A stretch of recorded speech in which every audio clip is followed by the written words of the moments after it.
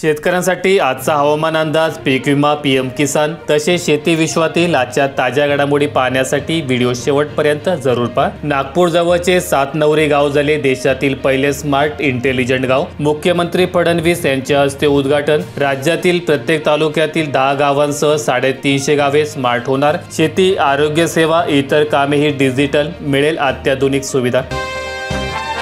अटल भूजल योजनेतून महाराष्ट्राला 643 कोटींचे बळ। राज्यातील भूजल पातळी वाढवण्यासाठी केंद्राचा मेगा प्लॅन। निधी वापरात महाराष्ट्र आघाडीवर। शेतकरी कर्जमाफीवर महायुती सरकार ठाम, एकनाथ शिंदे यांचं वक्तव्य। संगमनेरात महायुतीची आभार यात्रा। महिलांसाठी लाडकी बहीण योजना कायम राहणार। आमच्या अजेंडात शेतकरी कर्जमाफीचा विषय होता, त्यामुळे महायुती सरकार शेतकरी कर्जमाफी केल्याशिवाय राहणार नाही, असा ठाम विश्वास शिवसेनेचे मुख्य नेते तथा उपमुख्यमंत्री एकनाथ शिंदे यांनी व्यक्त केला। कोणताही वाद नको होता म्हणून भरणेंना शोधले। कृषी मंत्री बदलल्याच्या निर्णयावरील उपमुख्यमंत्री अजित पवार यांच्या मिश्किल टिप्पणीने सभागृहात हास्यकल्लोळ। शिंदेंच्या विभागावर मुख्यमंत्र्यांची नाराजी। अमृत योजनेत विलंबामुळे फटकारले।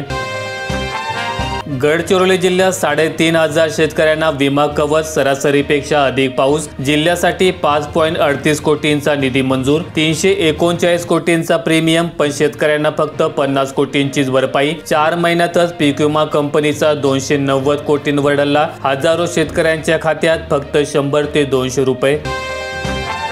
सरकार 100 देशी कोंबड्या खरेदीसाठी देणार 75% अनुदान। 200 किलो खाद्यही देणार। महाराष्ट्र शासनाने ग्रामीण भागातील शेतकरी आणि पशुपालकांसाठी कुक्कुटपालन योजनेत 75% अनुदान जाहीर केले आहे। या योजनेमुळे शेतकऱ्यांना रोजगाराच्या नवीन संधी मिळतील आणि राज्यातील बेरोजगार कमी होण्यास मदत होईल।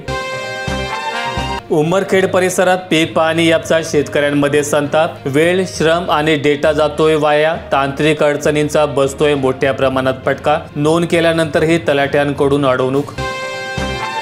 इसापूरच्या विसर्गामुळे शेकडो हेक्टर पीक उद्ध्वस्त। पाटबंधारे विभागाच्या कारभारावर शेतकऱ्यांचा रोष। त्वरित मदत देण्याची शेतकऱ्यांची मागणी।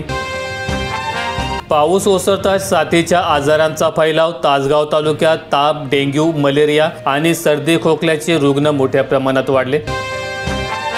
पीक विमा पोर्टलवर पिकांची नावेच गायब। तांत्रिक अडचणीमुळे शेतकऱ्यांना नाहक त्रास। नांदेड जिल्ह्यात पूर ओसरला, पालकमंत्री आले। हसनाळमध्ये ग्रामस्थांची जोरदार घोषणाबाजी। गाडी अडवण्याचा प्रयत्न। लेंडी धरण क्षेत्रातील पूर परिस्थिती आटोक्यात आल्यानंतर पालकमंत्र्यांना जाग आली। कोल्हापूर जिल्ह्यात 9,500 घरकुले अंतिम टप्प्यात। 46,000 लाभार्थ्यांना पहिला तर 16,000 लाभार्थ्यांना दुसरा हप्ता वर्ग। नाशिक जिल्ह्यात 44 लाख लाभार्थ्यांपर्यंत पोहोचण्याचे आव्हान। आयुष्यमान भारतसाठी रेशन कार्डवरील बारकोड ठरतोय अडथळा। पिके पाण्यात गेल्याने आशेवर फिरले पाणी। वैजापूर तालुक्यातील परिस्थिती। डोंगरथडी भागातील शेकडो हेक्टर शेतात अजूनही तळे। शेतकऱ्यांमध्ये चिंतेचे वातावरण। जिओ टॅगच्या अटीमुळे शेतकरी त्रस्त। शेतपीक नुकसानीची नोंदणी करताना शेतकऱ्यांना मोठ्या प्रमाणात अडचणी।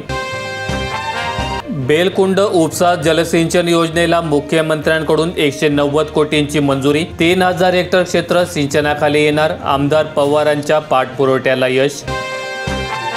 कोकण घाटमाथ्यावर पावसाचा जोर। विदर्भ आणि मराठवाड्यातील काही भागातही जोरदार पावसाची शक्यता। राज्यात काही भागात जोरदार पाऊस हजेरी लावत आहे। बहुतांशी भागात ढगाळ हवामानासह हलक्या त्या मध्यम सरी पडत आहेत। पुढील 5 दिवस राज्यात काही ठिकाणी जोरदार पावसाचा अंदाज आहे। जरंडीसह परिसरात 6,308 हेक्टर कपाशीवर थ्रिप्सचा प्रादुर्भाव। शेतकरी चिंतेत। कृषी विभागाने मार्गदर्शन करण्याचे शेतकऱ्यांची मागणी। अमरावती जिल्ह्यात ई पीक पाहणी 10 दिवसांपासून सर्व्हरचा खोडा। कसा नोंदवणार पेरा? शेतकरी वैतागले। DCS मोबाईल ॲप चालेना। ऑनलाईन पेरा वाढणार कसा? गडचिरोली जिल्ह्यात संयुक्त खते उपलब्ध, मात्र युरियाचा तुटवडा। शेतकऱ्यांची धांदल। 6,000 टन खत आवश्यक। निंदनानंतर मागणी वाढणार। काळा बाजार होण्याची मोठ्या प्रमाणात शक्यता। शिर्डीत लाडू प्रसाद 50% महागला। आता 20 ऐवजी 30 रुपयात मिळणार 2 लाडू। उदगीरात नवीन मुगाची आवक सुरू, हरभरा, तूर आणि सोयाबीनचे दर घसरले। बाजार समितीतील चित्र, सणासुदीच्या काळामध्ये डाळी, खाद्यतेलाचे भाव उतरण्याची ग्राहकांना आशा।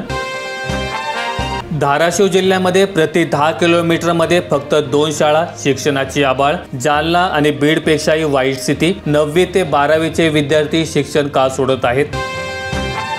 पावसाचे दमदार पुनरागमन, सातपुड्यात अतिवृष्टीचा दणका। अक्कलकुवा तालुक्यात शेतपिकांचे नुकसान, नर्मदा काठावरील गावपाड्यांचा संपर्क तुटला। नंदुरबार जिल्ह्यात जलप्रकल्पांचे दरवाजे बंद, पाणी अडवण्यावर जोर देणार। 5 मध्यम प्रकल्पांमध्ये 77% जलसाठा, निम्मे लघु प्रकल्पात 30%च्या आत पाणी।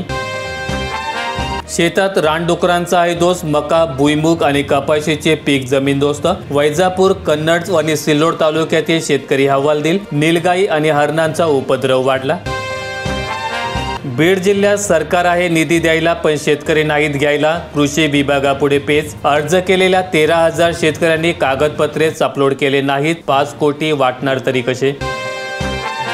कोकणात गणेशोत्सवासाठी बसेस गेल्याने प्रवाशांचे मोठ्या प्रमाणात हाल, लांब पल्ल्याच्या सेवेवर परिणाम, काही ठिकाणी ग्रामीण भागातील बस फेऱ्या रद्द केल्या।